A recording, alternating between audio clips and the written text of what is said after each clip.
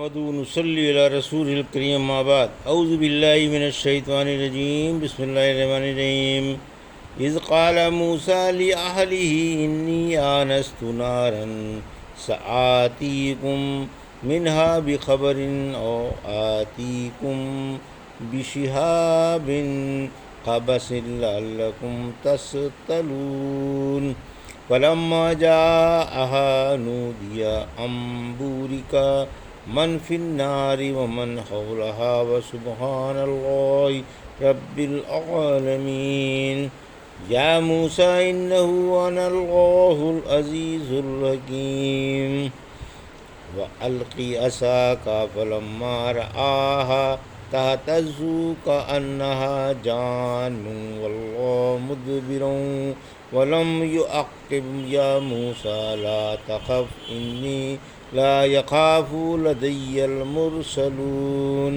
إِلَّا مَنْ ظَلَمَ ثُمَّ بَدَّلَ حُسْنًا بَعْدَ سُوءٍ فَإِنِّي غَفُورٌ رَّحِيمٌ وَأَدْخِلْ يَدَكَ فِي جَيْبِكَ تَخْرُجْ بَيْضَاءَ مِنْ غَيْرِ سُوءٍ فِي 9 آيَاتٍ إِلَىٰ فِرْعَوْنَ وَقَوْمِهِ إِنَّهُمْ كَانُوا قَوْمًا فَاسِقِينَ فَلَمَّا جَاءَتْهُمْ آيَاتُنَا مبصرة قالوا هذا سحر مبين وجحدوا بها واستيقنتها أنفسهم ظلما وعلوا فانظر كيف كان عاقبة المفسدين۔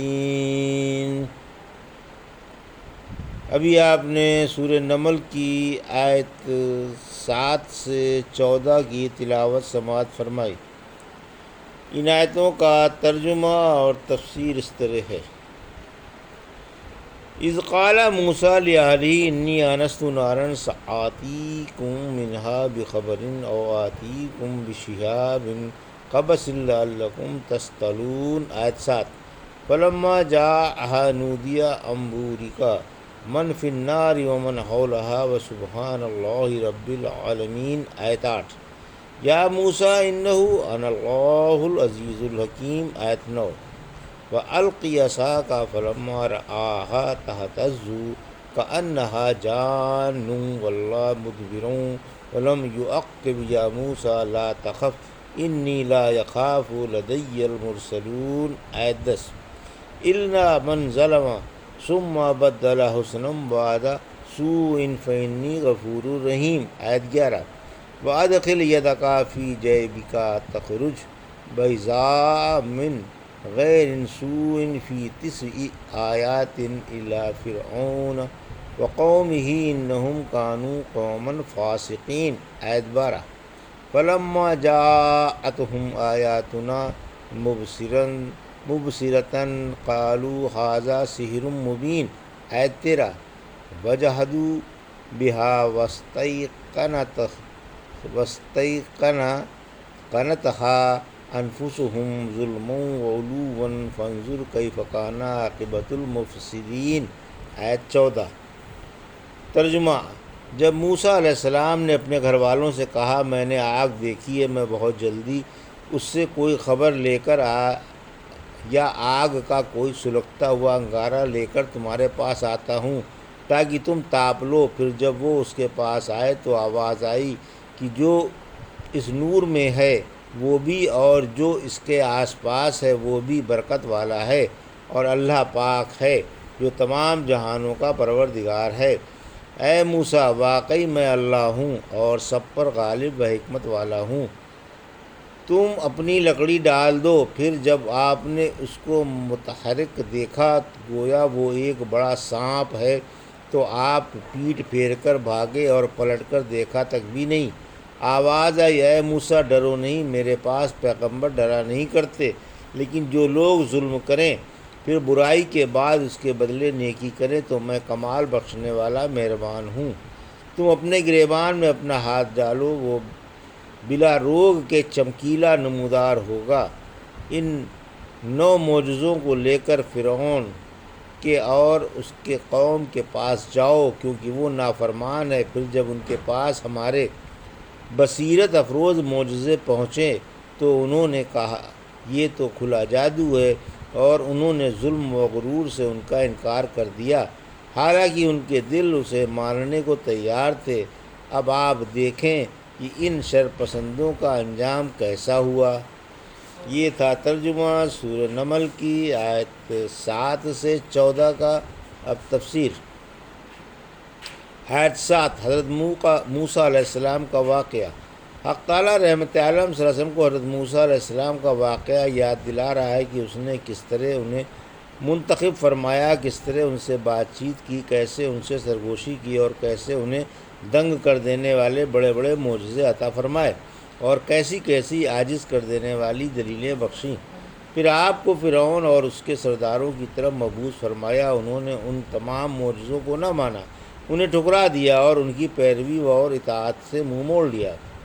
واقعے کا آغاز اس طرح ہوتا ہے کہ آپ کو وہ واقعہ یاد ہوگا جب حضرت موسیٰ علیہ السلام اپنے گھر والوں کو لے کر سسرال سے چل پڑے اور راستہ بھول گئے۔ اندھیری رات تھی، جاڑے کا موسم تھا۔ آپ نے دور سے طور پہاڑ پر ایک طرف جلتی ہوئی آگ دیکھی اور اپنے گھر والوں سے فرمایا کہ میں نے آگ دیکھ لی ہے، میں وہاں جا کر راستہ پوچھ کر تمہارے پاس آتا ہوں، یا کم از کم وہاں سے آگ کا جلتا ہوا شعلہ ہی اٹھا لاؤں گا تاکہ تم تاپ لو۔ جو بات سوچی تھی وہی پیش آئی۔ آپ آگ کے پاس سے ایک بڑی خبر لے کر لوٹے اور آخرت کی روشنی کے لیے آپ کو ایک عظیم نورانی دیا مل گیا۔ آیت 8، جب اس آگ کے پاس پہنچ گئے تو آپ نے وہاں ایک عجیب و غریب اور حیرت انگیز نظارہ دیکھا۔ آگ ایک ہرے بھرے درخت میں لگ رہی تھی، اور جوں آگ بڑھتی جاتی تھی درخت کی سرسبزی بھی بڑھتی جاتی تھی۔ پھر آپ نے سر اٹھا کر دیکھا تو اس کا نور تو آسمان سے باتیں کر رہا تھا اور فلک بوس تھا۔ ابن عباس فرماتے ہیں یہ آگ نہ تھی بلکہ نور جگمگا رہا تھا، اور رب العالمین کی تجلی کا نور تھا۔ حضرت موسیٰ علیہ السلام یہ عجیب نظارہ دیکھ کر دنگ رہ گئے اور غور سے دیکھنے لگے۔ پھر اسی نور سے آواز آئی کہ جو اس نور میں ہے وہ پاک ہے، اور اس نور کے آس پاس والے فرشتے بھی پاک ہیں۔ رحمت عالم صلی اللہ علیہ وسلم نے فرمایا کہ حق تعالیٰ نہیں سوتا، اور سونا اس کی شان کے شایان بھی نہیں۔ وہ ترازو کو جھکاتا اور اٹھاتا ہے، اس کی طرف رات کے عمل دن سے پہلے اور دن کے عمل رات سے پہلے چڑھ جاتے ہیں۔ اس کا حجاب نور یا نار ہے، اگر وہ اس حجاب کو اٹھا دے تو اس کی ذات کی کرنیں ہر چیز کو حد نگاہ تک جلا ڈالیں۔ چونکہ اللہ کی نگاہ تمام کائنات پر ہے، اس لیے تمام کائنات جل جائے۔ پھر فرمایا کہ اللہ پاک ہے جو تمام جہانوں کا پروردگار ہے، وہ جو چاہے کر گزرے، اس کی مشابہ کوئی نہیں، اسے کوئی احاطہ نہیں کر سکتا۔ وہ عالی شان اور عظیم کبریائی والا ہے اور تمام مخلوق سے علیحدہ ہے۔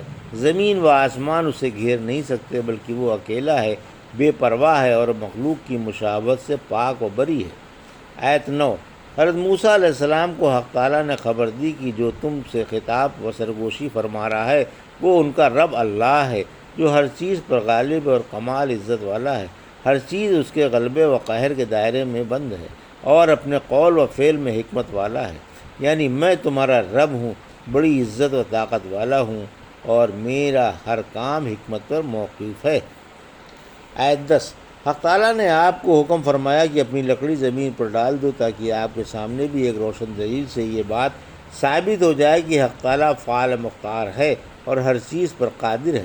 پھر جب آپ نے اللہ کے حکم سے لکڑی زمین پر ڈال دی تو وہ فوراً ہی ایک بڑے ہولناک تیز رفتار سانپ کی شکل میں تبدیل ہو گئی۔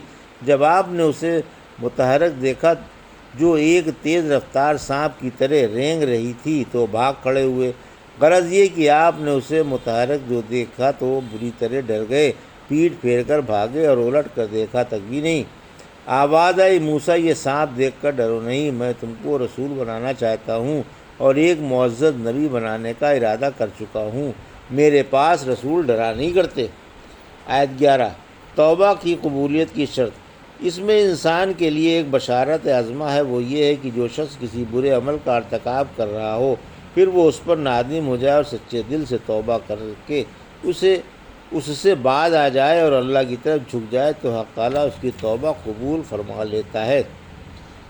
سورۃ طٰہٰ میں فرمایا آیت 72 میں اس کو ضرور معاف کر دیتا ہوں جو توبہ کر لے، صاحب ایمان بن جائے اور نیک عمل کرنے لگے، پھر راہ پر آ جائے۔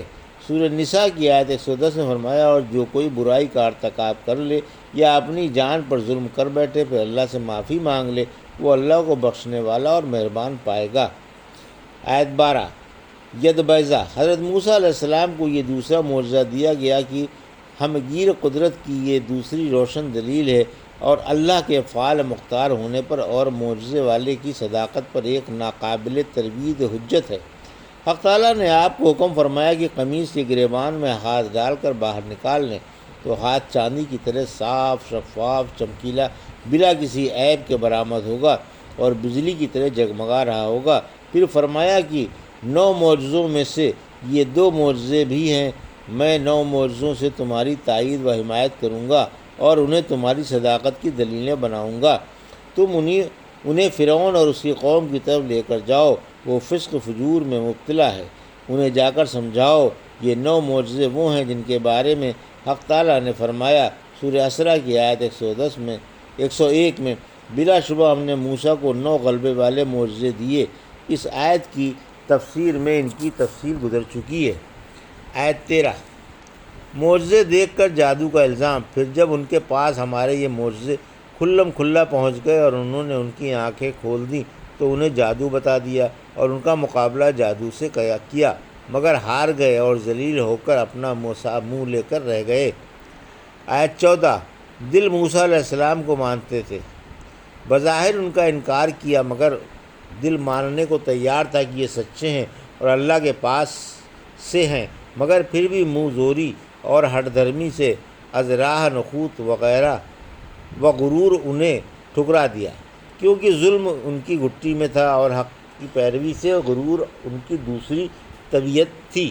اے محبوب نبی، آپ غور فرمائیں کہ ان شرپسندوں کا کیسا انجام ہوا کہ ایک صبح کو حق تعالیٰ نے ان کا ڈھیر کر دیا اور سب کو ڈبو دیا۔ انداز خطاب بتا رہا ہے کہ رحمت عالم صلی اللہ علیہ وسلم کو جھٹلانے والوں کو متنبہ ہو جانا چاہیے، جو قرآن کو بھی جھٹلاتے ہیں، کہیں اللہ کا عذاب ان کی طرح انہیں بھی نہ آ گھیرے۔ ان سے زیادہ تو یہ عذاب کے حقدار ہیں، کیونکہ محمد رسول اللہ صلی اللہ علیہ وسلم نہ صرف حضرت موسیٰ علیہ السلام سے بلکہ تمام نبیوں سے افضل و اشرف ہیں، اور آپ کو ملے ہوئے معجزے حضرت موسیٰ علیہ السلام کے معجزوں سے زیادہ مؤثر اور قوی ہیں۔ آپ کی ذات والا صفات، آپ کے اخلاق حمیدہ اور تمام نبیوں کی زبانی آپ کی بشارتیں اور پیغمبروں کا اپنی اپنی امت سے آپ پر ایمان لانے کا اقرار کرانا، یہ ساری باتیں اپنی جگہ پر زبردست معجزے ہیں۔ آپ کے رب کی طرف سے آپ پر بہترین رحمتیں اور سلامتیاں ہوں، آمین۔ یہ تھا سورہ نمل کی آیت 7 سے 14 کا ترجمہ اور تفسیر جو بھی آپ نے سماعت فرمائی۔ بارک اللہ لی و لکم فی القرآن الحکیم و نفعنا ایاکم بالآیات الذکر الحکیم۔